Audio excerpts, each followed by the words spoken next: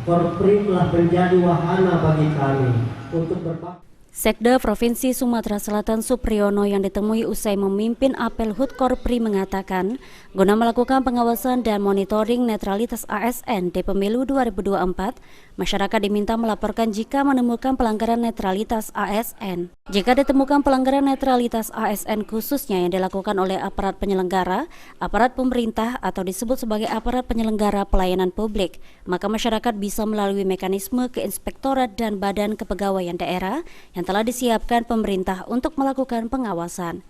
Ditambahkan Supriyono, di HUT Korpri ini juga diminta seluruh ASN untuk bisa mengikuti perkembangan zaman agar mampu memberikan tanggapan cepat terhadap tuntutan masyarakat dan meningkatkan mutu pelayanan publik.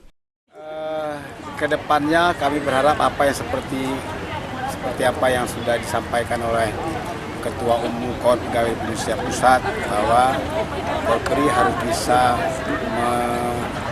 mengikuti dan menangkap perkembangan zaman, yang harus bisa melakukan upgrade diri, intinya bisa melakukan semua program yang berkaitan dengan kemajuan dan tuntutan masyarakat untuk memperoleh pelayanan yang baik.